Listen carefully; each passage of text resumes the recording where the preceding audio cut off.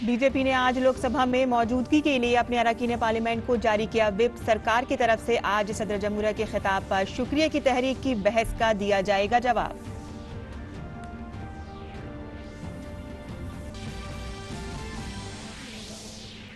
वजीर आजम नरेंद्र मोदी आज शाम वीडियो कॉन्फ्रेंसिंग के जरिए करेंगे आलमी जामे तरक्की से मुतालिक 2021 सरबराह कॉन्फ्रेंस का इफ्तिताह। कॉन्फ्रेंस में वजीर माहौलियात प्रकाश जावड़ेकर के अलावा गयाना के सदर और पोम्पियो न्यू गिनी के वजीर आजम की शिरकत मुतवक्के है।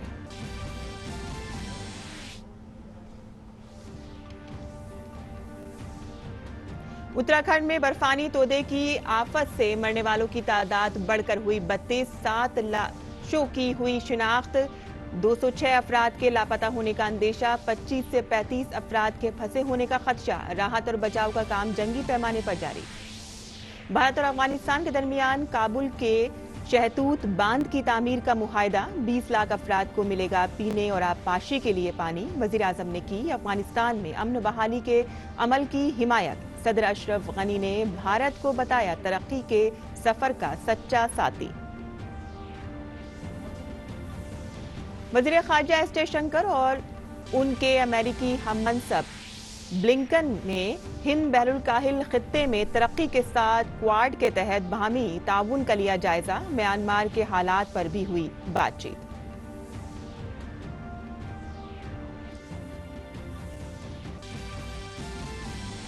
कोविड-19 वबा के शुरू होने से मुतालिक तजब्जुब। आलमी सेहत तंजीम के साइंसदानों के मुताबिक वायरस के वुहान लैब से निकलने का इम्कान बहुत कम।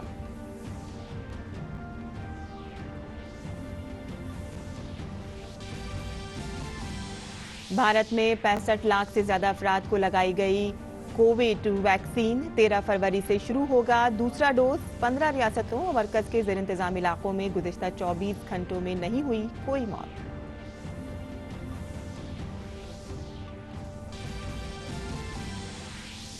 म्यांमार में मुजाहिरीन के खिलाफ ताकत के इस्तेमाल पर अक़वाम मुत्तहिदा का इजहार तशवीश।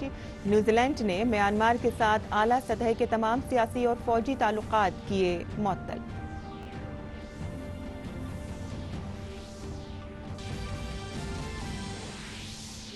चेन्नई टेस्ट में इंग्लैंड ने 227 रन की दी भारत को शिकस्त। 420 रनों का हदफ हासिल करने की कोशिश में भारतीय टीम दूसरी इनिंग्स में 192 रन पर सिमटी। 4 टेस्ट की सीरीज में इंग्लैंड को 1-0 की सबकत।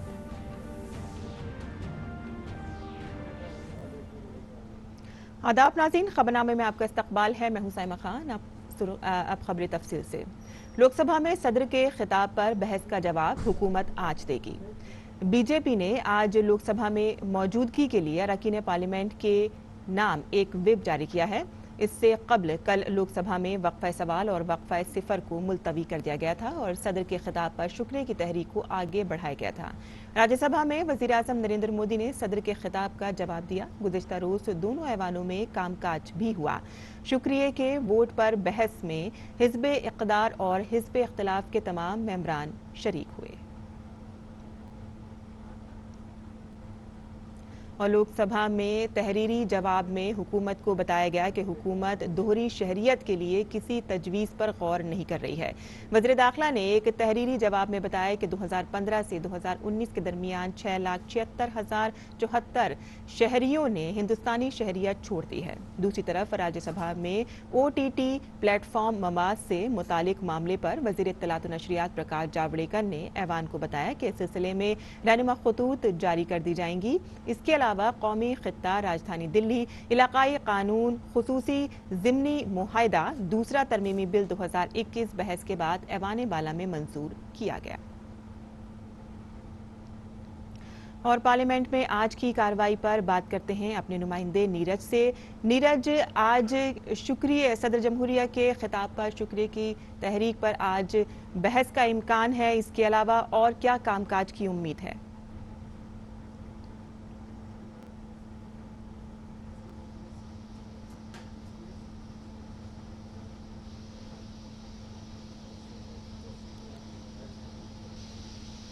नीरज, आपको हमारी आवाज मिल रही है?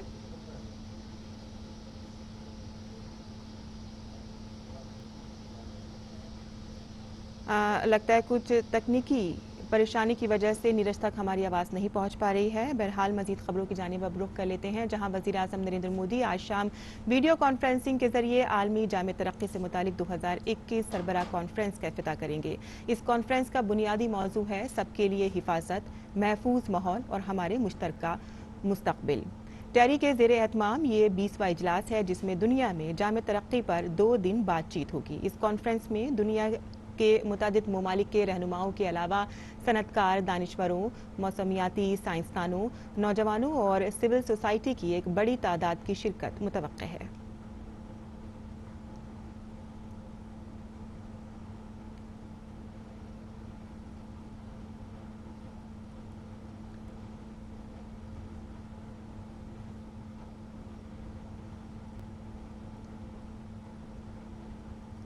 वज़ीर आज़म नरेंद्र मोदी आज शाम वीडियो कॉन्फ्रेंसिंग के जरिए आलमी जामे तरक्की से मुतालिक 2021 सरबराह कॉन्फ्रेंस का इफ्तिताह करेंगे। इस पर बात करते हैं अपने नामानिगार सुधाकर दास से। सुधाकर, इस कॉन्फ्रेंस का मौजू जो है वो है कि दुनिया के लिए एक बेहतरीन और एक महफूज माहौल का क़याम हो। इसके लिहाज से ये कॉन्फ्रेंस कितनी अहम है? देखिए, बहुत महत्वपूर्ण है और हम जानते हैं भारत न सिर्फ पर्यावरण को लेकर चिंतित है, जागरूक है, बहुत तमाम बड़े कदम उठाए जा रहे हैं, बल्कि एक तरह से कह सकते हैं कि पेरिस समझौते के अनुपालन को लेकर सबसे ज्यादा अगर किसी मुल्क ने काम किया तो उन मुल्कों में भारत का नाम है। तो उस लिहाज से कह सकते हैं कि बीते 5-6 वर्षों में पर्यावरण के मोर्चे पर, जलवायु परिवर्तन के खिलाफ लड़ाई के मोर्चे पर भारत में काम जो हुआ है, उस काम को किस तरह से अब आगे बढ़ाया जा सकता है, आगे बढ़ाया जा रहा है, उस बात को रेखांकित कर सकते हैं प्रधानमंत्री मोदी। और हम जानते हैं कि प्रधानमंत्री मोदी खास तौर से पर्यावरण को लेकर वो एक तरह से लगातार काम करते रहे हैं। बीते 5-6 वर्षों की भारत की यात्रा उस लिहाज से काफी महत्वपूर्ण रही है। चाहे भारत में पुनर्नवीकरणीय जो रिन्यूएबल एनर्जी है उसको बढ़ाने की बात हो या आम जनमानस तक स्वच्छ ऊर्जा पहुंचाने की बात हो। प्रधानमंत्री मोदी क्लाइमेट जस्टिस की एक तरफ बात करते रहे तो निश्चित तौर पर भारत में जो तमाम जो बड़े कदम उठाए गए हैं उसके जरिए भारत ने दुनिया को भी एक राह दिखाई है कि इस मोर्चे पर किस तरह से काम किया जा सकता है। तो उस लिहाज से ये पूरा कॉन्फ्रेंस एक तरह से वैश्विक सम्मेलन है, काफी महत्वपूर्ण रहेगा। और उसमें हम जानते हैं कि कई world leaders, business leaders, youth, एक तरह से जो सोशल ऑर्गेनाइजेशंस है वो भी हिस्सेदारी कर रहे हैं, वो भी भाग ले रहे हैं। तो तमाम लोग मिलकर एक मंच पर और जो हमारा फ्यूचर है कि कॉमन फ्यूचर कह सकते हैं उसके बारे में बात करेंगे। अब भारत की अकेले बात की जाए तो हम जानते हैं कि चौथा ऐसा दुनिया का बड़ा देश है भारत, जहां जो रिन्यूएबल एनर्जी लगातार बढ़ रहा है। बीते अगर 5-6 वर्ष की बात की जाए तो सोलर एनर्जी में भी भारत में 13 गुना की वृद्धि हुई है। और अगर ताप विद्युत से जो थर्मल पावर है उससे अगर तुलना की जाए तो रिन्यूएबल एनर्जी और थर्मल एनर्जी लगभग एक समान गति से आगे बढ़ा। तो एक तरह से कह सकते हैं कि ये पिछले 5-6 वर्षों में जो स्वच्छ ऊर्जा के लिए भारत में इन्वेस्ट हुआ है उसकी वजह से मुमकिन हो पाया है। तो दूसरी तरफ आम जनमानस भी स्वच्छ ऊर्जा का फायदा उठा सके। हम जानते हैं उज्ज्वला योजना के जरिए स्वच्छ ईंधन पहुंचाया जा रहा है, गांव के गरीब महिलाओं तक पहुंचाया जा रहा है। इस साल बजट में भी प्रावधान किया गया है कि 8 करोड़ के अलावा 1 करोड़ एडिशनल हाउस होल्ड तक उज्ज्वला योजना के जरिए एलपीजी गैस कनेक्शन पहुंचाए जाएंगे। चाहे एलईडी बल्ब के जरिए ऊर्जा की बचत हो आम लोगों की, या फिर पर्यावरण की रक्षा की बात हो, फॉरेस्ट कवर बढ़ाने की बात हो, या फिर जो वेस्ट लैंड हो उसको विकसित करने की बात हो। ये तमाम ऐसी पहल है जिसके जरिए पर्यावरण की रक्षा के कार्यक्रमों को एक तरह से भारत ने पुनर्परिभाषित किया है। तो उस लिहाज से काफी महत्वपूर्ण रहेगा। प्रधानमंत्री मोदी आज उद्घाटन जब करेंगे इस वैश्विक सम्मेलन का, तो वो क्या कुछ कहते हैं और दुनिया के लिए, भारत के लिए उनका क्या पेश करता है। जी जी सुधाकर, एक बेहतर ज़िंदगी के लिए एक बेहतर माहौल और एक बेहतर आबो हवा का होना बहुत ज़रूरी है। और वज़ीर आज़म नरेंद्र मोदी और उनकी क़यादत में कई ऐसी स्कीमें हैं जो चलाई जा रही हैं और जो आगे मुस्तक़बिल में भी चलेंगी, जिससे एक बेहतर माहौल यहाँ लोगों को मिल सके। बहुत बहुत शुक्रिया इस तमाम तफसीलात के लिए। वहीं एक बार आपको फिर से बता देते हैं कि पार्लियामेंट में आज की कार्रवाई पर बात करते हैं और बात करते हैं अपने नुमाइंदे नीरज से। नीरज, आज लोकसभा में सदर जमहूरिया का जो खिताब था उस पर शुक्रिया की तहरीक का आज वजीर आजम जवाब देंगे। क्या कहना है आपका और क्या कामकाज हो सकते हैं? देखिए बिल्कुल आज प्रधानमंत्री जी जवाब दे सकते हैं, क्योंकि जिस तरीके से पार्टी ने व्हिप जारी किया है और अपने सभी सदस्यों से ये कहा है कि वो लोकसभा में मौजूद रहेंगे, तो निश्चित तौर पर आज प्रधानमंत्री जी जवाब देंगे। राष्ट्रपति के अभिभाषण पर जो चर्चा है वो लोकसभा में पूरी हो गई है और यही कारण है कि लोकसभा का जो प्रश्नकाल है उसको सस्पेंड किया है और प्रधानमंत्री जी जब पहुंचेंगे राष्ट्रपति के अभिभाषण पर जो अपना सरकार का जो जवाब है वो पेश करेंगे। दूसरी अगर हम पार्लियामेंट की कार्रवाई की बात करें तो निश्चित तौर पर आज एक महत्वपूर्ण दिन है। लोकसभा में जो कार्रवाई है उसमें एक बिल लिस्टेड है, खासतौर से मध्यस्थता और सुलह संशोधन बिल। ये बिल भारत को एक ऐसे मध्यस्थता केंद्र के रूप में विकसित करना चाहता है, ऐसा बनाना चाहता है कि ताकि जो दो संस्थाओं के बीच में अगर कोई विवाद होता है, जिसमें एक संस्था अगर घरेलू है और दूसरी संस्था अंतर्राष्ट्रीय है, तो जो विवाद होता है उस विवाद का समाधान किया जा सके, उस विवाद को सुलझाया जा सके, उस विवाद में मध्यस्थता की जाए। तो इस तरह का एक मध्यस्थता केंद्र भारत को बनाना चाहता है, ये बिल ये कहता है। उसमें होता यह है कि अगर कभी किसी अंतर्राष्ट्रीय कंपनी के साथ किसी तरह का कोई विवाद होता है, आर्थिक विवाद होता है, तो ज्यादातर जो मामले हैं या तो फिर लंदन में जाते हैं या फिर सिंगापुर में जाते हैं। तो वो जो सरकार है वो चाहती है कि वो ऐसा केंद्र भारत बने और यहीं पर उन विवादों को सुलझाया जाए, वह यहीं पर इन विवादों की मध्यस्थता की जाए, चाहे वो घरेलू कंपनियों के बीच में हो या जो देशी और विदेशी संस्थाओं के बीच में हो। अगर हम राज्यसभा की बात करें तो एक मेजर कोर्ट जो बिल है वो आज की कार्रवाई में है, वो भी बहुत महत्वपूर्ण बिल है, क्योंकि देश के अंदर अगर आप देखें साइमा कि 90% जो भी कार्गो ट्रांसपोर्ट होता है, खासतौर से जो शिपिंग में, उसमें 90% का जो योगदान है वो जो मेजर जो पोर्ट है उसकी भूमिका निभाते हैं। तो निश्चित तौर पर अब सरकार चाहती है, क्योंकि हर साल कहीं ना कहीं जो कार्गो है उसकी जो क्षमता है वो बढ़ती जाती है, क्योंकि आबादी के हिसाब से अगर देखें लोगों की जो दिनचर्या है, इसके अलावा लोगों को जो सामान देशी विदेशी जो मंगाना होता है, तो उसके लिए जो कार्गो क्षमता है उसको बढ़ाने की बहुत जरूरत है। और यही कारण है कि जो ये बिल है वो हमारे मेजर पोर्ट हैं, जो खासतौर से 12 मेजर पोर्ट हैं, तो उनको किस तरीके से डेवलप किया जाए, उनको किस तरह बेहतर सुविधाओं से सुसज्जित किया जा सके, ताकि हमारी जो कार्गो क्षमता है, यानी जो बाहर से जो माल मंगवाने की और यहाँ से माल बाहर भेजने की, खासतौर से समुद्र के रास्ते, तो उसमें कैसे बढ़ोतरी की जाए, ये बिल उस खासियत को लेकर है। तो दोनों ही बिल महत्वपूर्ण है। इसके अलावा अगर लोकसभा की कार्रवाई की बात करें तो लोकसभा की कार्रवाई में बजट पर चर्चा है, वो भी कार्यसूची में शामिल है। तो आज का दिन बेहद महत्वपूर्ण है और बेहद खास है और बहुत मसरूफ दिन भी रहने वाला है आज का दिन। जी नीरज, बहुत बहुत शुक्रिया इस तमाम तफसीलात के लिए। और अब बात करते हैं उत्तराखंड की, जहां उत्तराखंड में बर्फानी तोदे गिरने से मरने वालों की तादाद 32 हो गई है, जबकि अभी 174 अफराद लापता हैं। 25 से 35 अफराद अब भी सुरंग में फंसे हो सकते हैं। ताहम राहत और इमदादी इक़दाम जंगी सतह पर जारी हैं।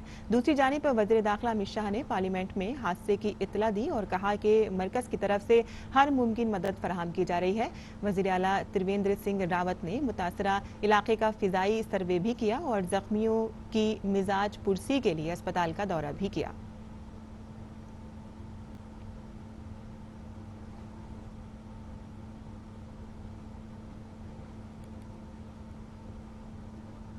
इलेक्शन कमीशन की सैरुकनी टीम आज से जुनूबी भारत की 3 रियासतों के दौरे पर रवाना हो रही है। कमीशन के 3 रुकनी पैनल में chief election commissioner Sunil Arora, election commissioner Sushil Chandra और राजीव कुमार शामिल हैं। ये टीम तमिलनाडु, पुडुचेरी और केरल में आइंदा असेंबली इंतखाबात की तैयारियों का तकरीबन 5 दिन तक जायजा लेगी। कमीशन की टीम पहले रियासत तमिलनाडु का दौरा करेगी और बाद में पुडुचेरी जाएगी। इसके दौरे के ख़तामी मरहले पर टीम केरल जाएगी, जहां वो इंतखाबी और इंतज़ामी ओहदेदारों से बातचीत के बाद इंतखाबी तैयारियों का जायजा लेगी। कमीशन दीगर सियासी जमातों से भी तबादला ख्याल करेगी।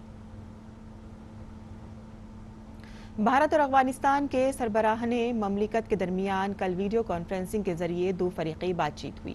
इस दौरान दोनों मुल्कों के दरमियान अफगानिस्तान में बनने वाले शहतूत डैम के बारे में मुआहदा हुआ।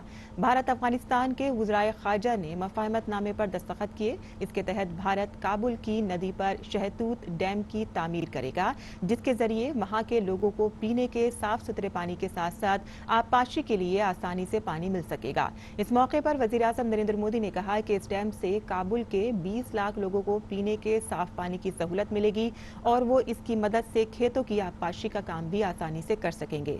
वज़ीर आज़म मोदी ने कहा कि शहतूत डैम से मुतालिक मुआहदा दोनों मुल्कों की गहरी दोस्ती पर मबनी है। हमारे लिए अफगानिस्तान की आवश्यकताएं हमेशा महत्वपूर्ण रही है और रहेगी।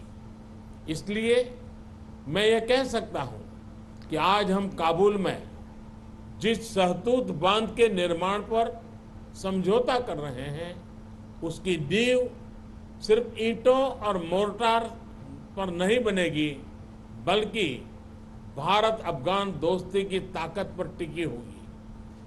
काबुल शहर भारत के लोगों के दिलो दिमाग में बसा है। कई पीढ़ियां, जैसे आपने उल्लेख किया, गुरुदेव रविंद्रनाथ टैगोर की काबुली वाला कहानी पढ़कर बड़ी हुई है।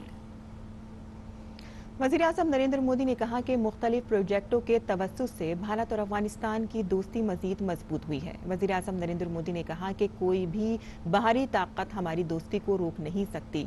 वज़ीर आज़म मोदी ने अफगानिस्तान के लोगों को यकीन दिलाया कि भारत हमेशा उनके साथ खड़ा है। हर अफगान भाई और बहन को यह विश्वास दिलाना चाहता हूं कि भारत आपके साथ खड़ा है। आपके धैर्य, साहस और संकल्प की यात्रा के हर कदम पर भारत आपके साथ रहेगा। कोई भी बाहरी ताकत अफगानिस्तान के विकास को या भारत अफगानिस्तान दोस्ती को रोक नहीं सकती। वज़ीर आज़म मोदी ने कहा कि भारत अफगानिस्तान दोनों ही अपने इलाके को दहशतगर्दी से पाक देखना चाहते हैं। मोदी ने कहा कि भारत ने हमेशा ऐसे अमन की बहाली के अमल की हिमायत की है जो अफगानिस्तान की क़यादत में हो और जिससे वहां अवाम मुत्तहद हो सकें। एक निकट पड़ोसी और मजबूत स्ट्रेटेजिक पार्टनर के रूप में भारत और अफगानिस्तान दोनों ही अपने क्षेत्र को आतंकवाद और उग्रवाद से और ऐसे भयंकर संकट से मुक्त देखना चाहते हैं। भारत एक ऐसी शांति प्रक्रिया का समर्थन करता रहा है जो अफगानिस्तान के नेतृत्व में हो, अफगानिस्तान के स्वामित्व में हो और अफगानिस्तान के नियंत्रण में हो। अफगानिस्तान के अवाम में अंदरूनी एकजुटता को मजबूत करना बहुत जरूरी है। मुझे विश्वास है कि एकजुट अफगानिस्तान किसी भी चुनौती का सामना करने के लिए सक्षम है। वज़ीर आज़म ने कहा कि अफगानिस्तान में बेकसूर शहरियों को निशाना बनाया जा रहा है, जिससे भारत बहुत फिक्रमंद है। उन्होंने कहा कि इलाके में अमन की ज़रूरत है, लिहाजा तशद्दुद का रुकना ज़रूरी है। भारत में अभी तक 65 लाख से ज्यादा लोगों को कोविड की वैक्सीन लगाई जा चुकी है। 13 फरवरी से वैक्सीन की दूसरी खुराक दी जाएगी। सभी रियासतों और मरकज के ज़ेर इंतजाम इलाकों को सलाह दी गई है कि वो ये यकीनी करें कि सभी सेहत एहलकारों को 20 फरवरी तक कम से कम एक मरतबा वैक्सीनेशन करवाएं। सभी फ्रंटलाइन वर्कर्स यकम मार्च तक कम से कम एक मरतबा टीका जरूर लगवाएं। मुल्क में 12 रियासतों में हेल्थ वर्कर्स का एक मरतबा 65% वैक्सीनेशन करा लिया गया है। मुल्क में 97% लोगों ने कहा है कि वो टीकाकारी से मुतमईन है। वजारत सेहत ने यह भी वाज़ेह किया है कि मुल्क में किसी भी नौयत का दीगर कोरोना वेरिएंट देखने को नहीं मिला है। वहीं कोरोना के मामलात कम हो रहे हैं तो हालात भी मामूल पर लौट रहे हैं। अब तमाम रियासतों में स्कूल भी खोले जा रहे हैं। उत्तर प्रदेश में आज से क्लास 6 से 8 तक के स्कूल भी खुल जाएंगे। वहीं यकम मार्च से प्राइमरी स्कूलों को भी सुबह 9 बजे से खोला जाएगा।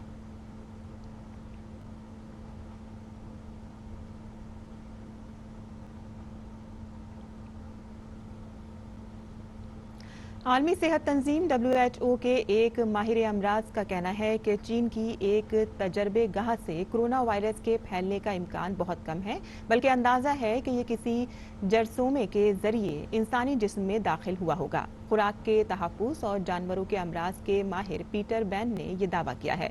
दूसरी तरफ पूरी दुनिया ने यह देखा है कि वस्ती चीन के शहर वुहान में ही दिसंबर 2019 में कोरोना वायरस का पहला मामला सामने आया था। इसके बाद चीन पर इल्जामात आयद किए गए थे कि वहीं से ये वायरस आसपास के माहौल में फैला होगा।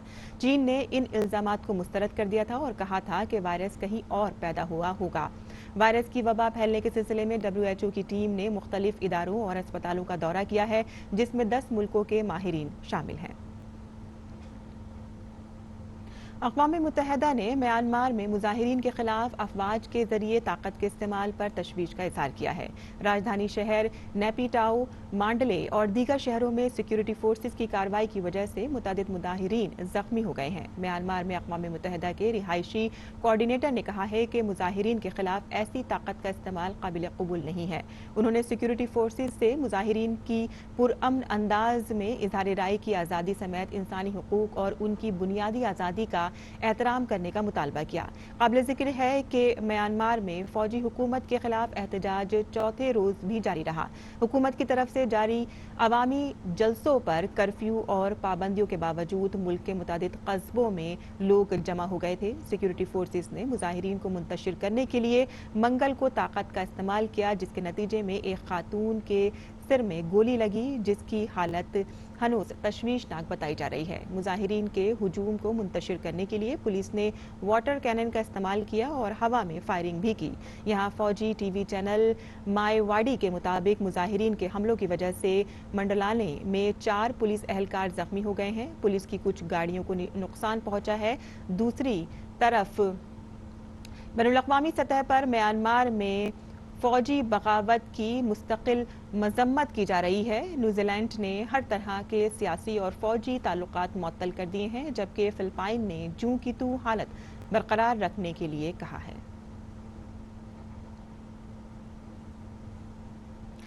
जो हाथ लिखना नहीं जानते थे, उन हाथों ने तस्वीर बनाकर रकम की तारीख।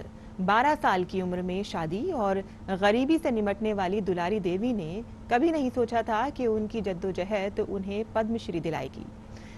54 साल की दुलारी ने नामुमकिन को मुमकिन कर दिखाया है। देखिए हमारी ये खास रिपोर्ट। इस साल पद्मश्री इनाम जीतने वाली मधुबनी की दुलारी देवी को गरीबी और मुसीबतों ने तोड़ने की बहुत कोशिश की, लेकिन दुलारी दुगनी ताकत के साथ उठ खड़ी हुई। जी हां, बिहार के मधुबनी जिले के राटी गांव की रहने वाली दुलारी देवी की पैदाइश महरूमियों और गरीबियों के दरमियान हुई। राजनगर ब्लॉक की दुलारी देवी बेहद ही गरीब माहीगीर कुंबे में पैदा हुई थी। माँ बाप ने 12 साल की उम्र में ही इनकी शादी कर दी। 7 जन्मों के बजाय दुलारी 7 साल में ही ससुराल से मायके वापस आ गई, और वो भी 6 महीने की बेटी की मौत के गम के साथ। वो पढ़ी लिखी भी नहीं थी, क्या करती। लेकिन कहते हैं अगर औरत हिम्मत न छोड़े तो बहुत कुछ कर सकती है।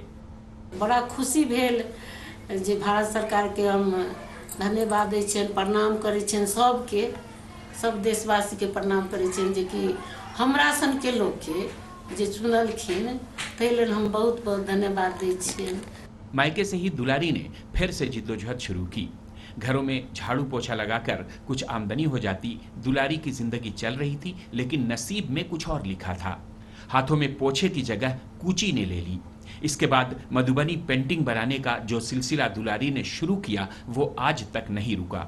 हाथों में जादू ऐसा कि एक वक्त साबिक सदर जमहूरिया APJ अब्दुल कलाम ने भी दुलारी की तारीफ की। किस्मत कब किसे किस मोड़ पर लाकर खड़ा कर दे, कौन जाने। यही दुलारी के साथ हुआ। अपने ही गांव में मिथिला पेंटिंग की मशहूर फनकार कर्पूरी देवी के घर दुलारी को झाड़ू पोछा करने का काम मिल गया। संगत से गुण होते हैं, संगत से गुण जात, ये कहावत यहीं से सच होनी शुरू हो गई। खाली वक्त में दुलारी अपने घर आंगन को ही माटी से पोतकर और लकड़ी की ब्रश बनाकर मधुबनी पेंटिंग करने लगी। भारत सरकार ने मधुबनी जिले के राटी गांव की रहने वाली मिथिला चित्रकला की फनकार दुलारी देवी का इंतखाब पद्मश्री अवार्ड के लिए किया है। दुलारी देवी को जब इसकी इत्तला वजारत दाखिला ने दी 10 तो बजे उन्हें यकीन जे नहीं हुआ। मंत्रालय से अब मार्च फोन के महीने में केलखिन उन्हें कहलखिन ये अहाँके सदर पब्लिसिटी जमहूरिया दिल्ली में पेश मिला करेंगे। तऽ हम कहलिए हाँ लोग सब बजै छलखिन हैं तऽ हमरा बड़ खुशी होइए। तऽ कहलखिन ठीक छै जे कि अहाँके सूचना दऽ देलहुँ हैं अहाँके जे मार्च में फिर बजायल जायत। 2-3 बेर फोन केलथि जे बहुत धन्यवाद दै छी अहाँके, बहुत सफलता भेटल जे अहाँके मेहनत के फल भेट गेल। लंबे जिद्दोजहद के बाद उन्होंने ये मकाम हासिल किया है। दुलारी की पेंटिंग रामायण से लेकर मिथिला की सकाफत, मकामी त्यौहार, माहौलियात और समाजी मौजूआत होते हैं। आम जिंदगी वो जो देखती हैं उन्हीं मौजूआत पर वो पेंटिंग बनाती हैं। बेटी बचाओ बेटी पढ़ाओ के मौजू पर भी उन्होंने पेंटिंग बनाई है। ये फख्र की बात है कि बेहद गरीब कुंबे से आने वाली दुलारी देवी ने अपनी मेहनत के बल पर यह मुकाम हासिल किया है। मधुबनी से पंकज मिश्रा की रिपोर्ट, डीडी न्यूज उर्दू खबरें। और खेल की खबरों की बात करें तो इंग्लैंड ने चेन्नई टेस्ट में भारत को 227 रन से शिकस्त दे दी है। मैच के 5वें दिन जीत के लिए 420 रन के जीत का निशाना हासिल करने की कोशिश में भारतीय टीम अपनी दूसरी इनिंग्स में 192 रन पर सिमट गई। इस जीत के साथ इंग्लैंड ने 4 टेस्ट मैचों की सीरीज में 1-0 की सबकत हासिल कर ली है। टीम इंडिया ने दूसरी इनिंग्स में 1 विकेट पर 39 रन से आगे खेलना शुरू किया। विराट कोहली ने सबसे ज्यादा 72 रन बनाए। शुभमन गिल ने निफ सेंचुरी बनाई। चेतेश्वर पुजारा 15, ऋषभ पंत 11 और अजिंक्य रहाणे 0 रन बनाकर आउट हुए।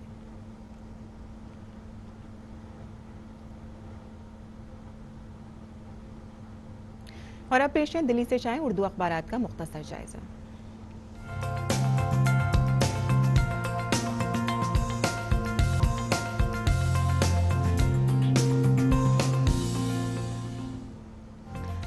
आज दिल्ली से शाये उर्दू के अखबारात में सबसे पहले बात कर लेते हैं रोजनामा राष्ट्रीय सहारा की, जिसके सफ़ा अव्वल की सुर्खी है नीतीश काबीना में तौसी, 17 वुज़रा ने लिया हलफ, बीजेपी के 9 और जेडीयू के 8 वुज़रा, 2 मुस्लिम चेहरे, शाहनवाज को सनत तो जमा को महकमा अक़लियत की जिम्मेदारी दी गई। दूसरी सुर्खी है इसमें कॉलोनियों की मंजूरी से मुतालिक बिल राज्यसभा में पास, नरेंद्र मोदी की क़यादत वाली मरकजी सरकार का है सपना, हर किसी का घर हो अपना, ये कहना है हरदीप सिंह पुरी का।